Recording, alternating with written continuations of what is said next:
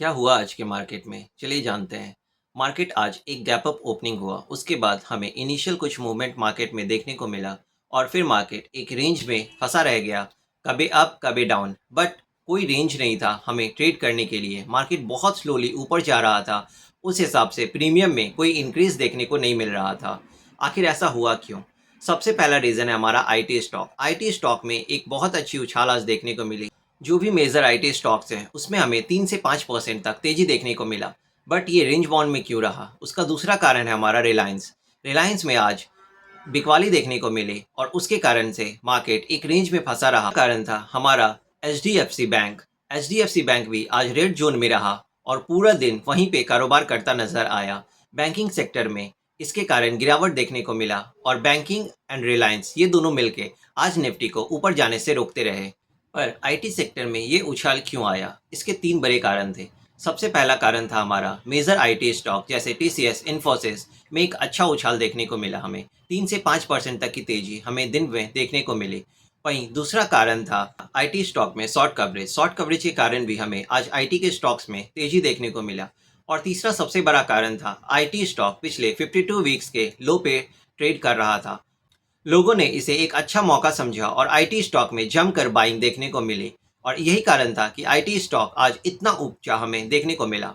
IT sector में आज की जो स्ट्रॉन्ग रैली थी वो कल भी हमें फॉलो थ्रू में देखने को मिल सकता है। पर उससे बड़ा डर ये है कि कहीं कल के मार्केट में इंट्राडे में हमें आईटी स्टॉक में एक प्रॉफिट बुकिंग देखने को न मिले। अगर ऐसा होता है तो मार्केट फिर से नीचे जा सकता है, क्योंकि कल फ्राइडे का दिन है और वहाँ पे एक प्रॉफिट बुकिंग देखने को मिल सकता है।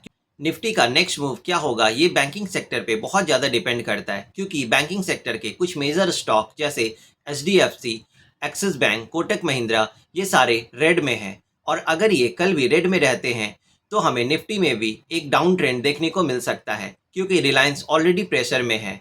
आज हमें जो एक अपट्रेंड देखने को मिला उसका एक मेजर कारण क्रूड ऑयल भी था। क्रूड ऑयल पिछले 4 महीने के लो पे ट्रेड कर रहा है और ये इंडियन मार्केट के लिए एक बहुत अच्छा पॉजिटिव सिग्नल है। अब बात करते हैं, अगर मार्केट में आज इतना सब कुछ अच्छा था तो हमें एक अच्छा अपट्रेंड देखने को क्यों नहीं मिला? कारण रिलायंस इंडस्ट्रीज में कंटिन्यूअसली सेलिंग देखने को मिली थ्रू आउट द डे और पैसा कहीं बाहर से नहीं आ रहा था, बल्कि जो इन्वेस्टर्स थे वो एक जगह से पैसा निकाल रहे थे और दूसरी जगह पे इन्वेस्ट कर रहे थे। आज मार्केट में सिर्फ रोटेशन ऑफ मनी हुआ है, जैसे कि वहाँ पे रिलायंस इंडस्ट्रीज के शेयर को बेचा गया और आईटी के शेयर्स को खरीदा गया, जिसके कारण हमें मार्केट एक रेंज में दिखा। अगर कल के दिन आईटी के स्टॉक्स में फिर से बाइंग देखने को मिलती है और रिलायंस मार्केट को थोड़ा भी सपोर्ट करता है तो हमें एक अपट्रेंड देखने को मिल सकता है। बट बात फिर वहीं आ जाती है, फ्राइडे का दिन है तो अगर प्रॉफिट बुकिंग हावी होती है और रिलायंस में सेल ऑफ जारी होता है तो हमें मार्केट फिर से एक डाउन ट्रेंड की ओर जाता हुआ दिख सकता है। चलिए मार्केट में अब लेवल्स की बात करते हैं।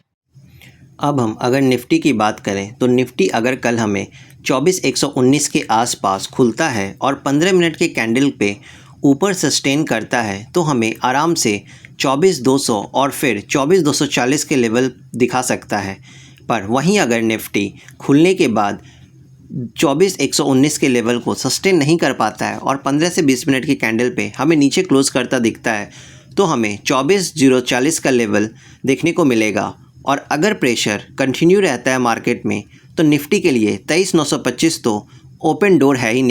डिपेंड करता है कल हमें मार्केट में मूव्स कैसे देखने को मिलते हैं। अगर अच्छे मूव्स नहीं आए तो मार्केट फिर आपको मजबूर करेगा एवरेज करने के लिए और आप एवरेज करते रह जाओगे पर मार्केट आपको कुछ भी देकर नहीं जाएगा। अब अगर सेंसेक्स में लेवल्स की बात करें तो कल अगर हमें मार्केट 77,300 के लेवल को सस्टेन करता हुआ रहता है तो हमें 77,450 और फिर 77,600 के लेवल को टेस्ट करता हुआ मार्केट नज़र आ सकता है। पर अगर मार्केट 77,200 के आसपास ओपन होता है तो हमें 77,040 के लेवल और फिर 76,834 का लेवल दिखा सकता है मार्केट। वहीं अगर अब बैंक निफ्टी की बात करें तो बैंक निफ्टी कल हमें 57,900 के आसपास खुलता हुआ दिख सकता है। पर अगर बैंक निफ्टी 57,800 को सस्टेन नहीं करता है तो हमें आसानी से 57,761 और 57,500 के लेवल्स पे सपोर्ट लेता दिख सकता है। वहीं अगर हम अप ट्रेंड की बात करें तो 58,275 और 58,400 एक मेजर रेजिस्टेंस का काम करेगा कल बैंक निफ्टी के लिए। ऐसे ही मार्केट एनालिसिस के लिए और मार्केट इंसाइट्स के लिए अभी फॉलो करें ट्रेडिंग जंक्शन टीजे चैनल को। अगर आप टेलीग्राम चैनल ज्वाइन करना चाहते हैं तो लिंक डिस्क्रिप्शन में है।